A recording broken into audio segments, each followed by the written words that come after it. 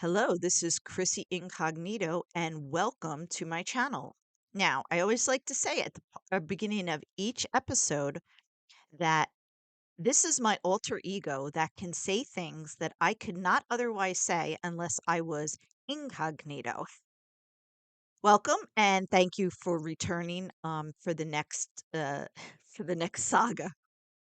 Okay, so we started talking again, and now we started making plans for us to meet. So at first I was like, okay, we both agreed I would stay in a hotel.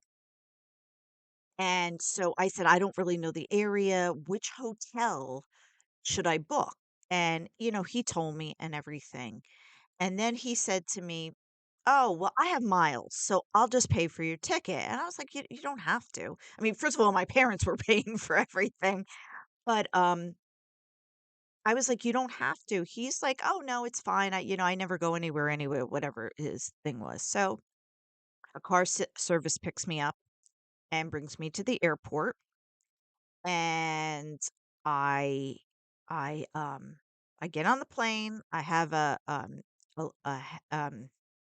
touchdown. What is it? A layover. I don't do layovers. That's one of the reasons. This is actually one of the reasons I don't do layovers because let's just get there and be done with it. So it's a really big hassle. And at that point, I was on a plane by myself for the first time with a layover. And then you're scrambling. I don't know where I'm going. I'm dressed to meet him as soon as I step off the plane, which he was right at the terminal because it was before 9/11. So as soon as I come off the plane, there he is. He's not waiting out in the whatever, out in the street. So I get there and I go in the bathroom and make sure my hair is done.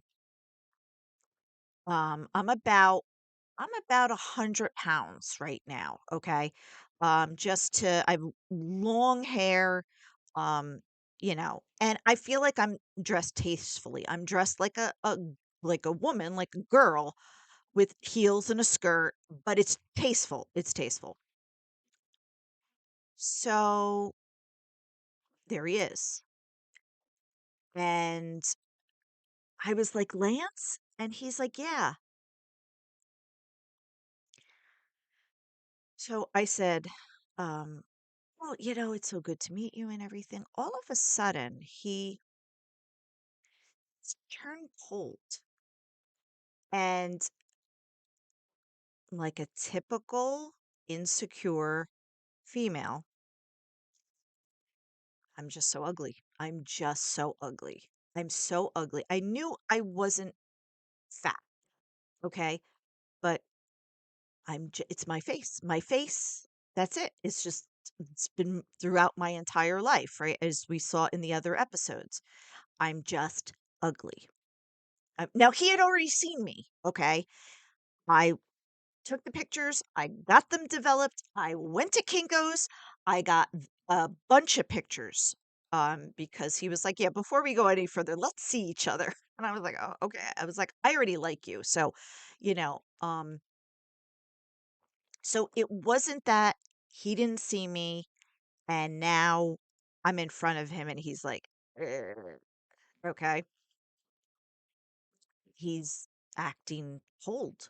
And I'm like, I don't understand. Like, all of those months sharing and laughing and getting through that stinky email that I sent, right?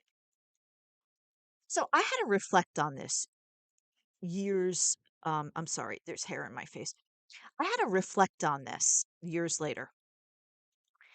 It had nothing to do with whether I was ugly or not ugly or whatever. I believe reality was smacking him in the face. Meaning, up until then, I was just a person over the phone, a safe person over the phone that he could easily share, laugh, be sort of vulnerable. And now I'm a real person going to expect real things real emotion, a real human. Okay. Now, for being in the medical field, he did have a nicer sense of humor and personality, like because underneath it all, he was just Lance, where some people that I've met and stuff like that, they're just, I'm like, you're such a friggin' robot, which that's good for, for a doctor. I don't want that as a partner. Um, so he was just like, he just, and again, thought it was me, thought it was me. I'm ugly. I'm not good enough. It's just another part in my life that he didn't have to say I was ugly. He just pulled out, he just went like cold on me. So then he's like, "Oh, okay." I think I hug him, but I hug him, right? Like he's not um he's not like, I want to hug you. I want to meet you, regardless of whether this works out or not. I want to hug you. I haven't, I've never seen you, I've never met you, and we've shared so much and blah blah blah.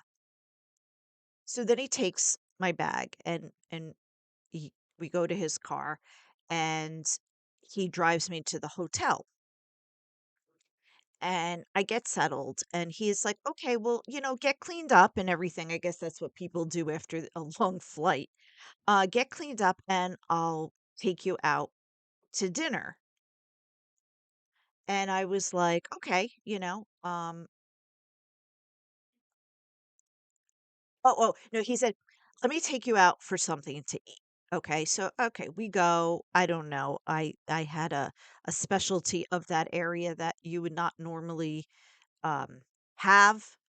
Um, I was like, okay. I was like, he's like, oh, you got to try this. Okay. I was like, yeah, but I don't care about trying stuff. Like, let's talk.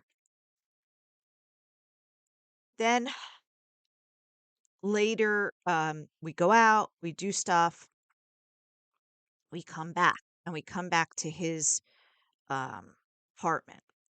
Okay. We're sitting on the couch watching some TV, and he leans over and kisses me. Okay. Like, okay, maybe he's warming up to the idea of another human in front of him, in which he'll have to be human. Okay.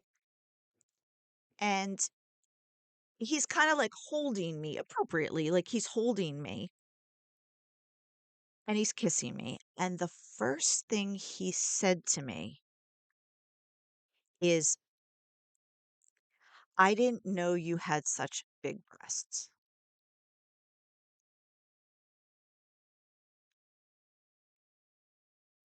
Where did that come from?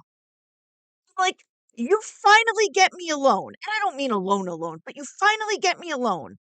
And that's all you can say to me? That's all you can say to me. I was so confused. It was like, you're a 32-year-old man that have seen a lot of breasts.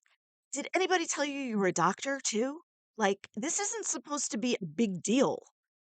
Maybe in your mind think, "Oh, I like that." Why would you say that to somebody? And I was like, I said to him, "I didn't know I had to report this. I didn't know I had to tell you." And he's like, "Well, I don't mean to be the." And he was holding me, so then he kind of stood me back up. And then he's like, "You want to watch a movie?" And I was like, "Okay."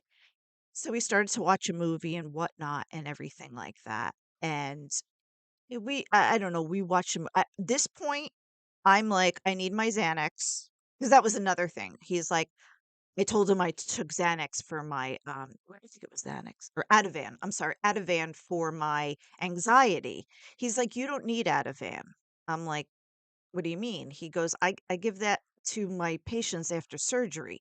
People that have surgery need Ativan, he said. He's like, "You don't need Ativan. Like, you need to, like, get through it."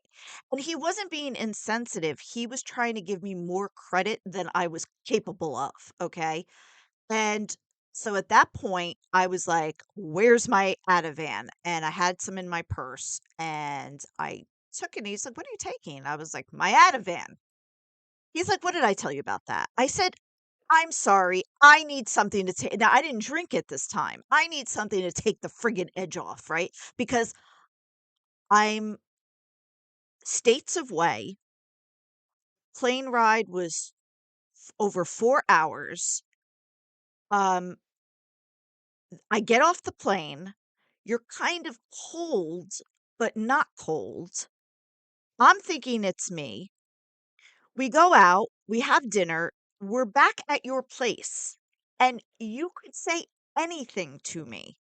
You could say, "It's nice for you to be here," or just not even say anything, but, I mean, the thing is, the appropriate thing would be to say something like, "I can't believe you're here, this is so weird, you're shorter than I thought." To say, "I didn't know you had such big breasts." So, I already know I'm done, but I can't get out. I cannot get out, okay? Um, I didn't feel scared. I didn't feel like he was gonna do anything to me, um, but I was like, "I wanna go home. I do not wanna be here anymore." So we start watching a movie, and, I take my Ativan, and probably part of it I took it was like, "Fuck you," "You're the ones making me need this."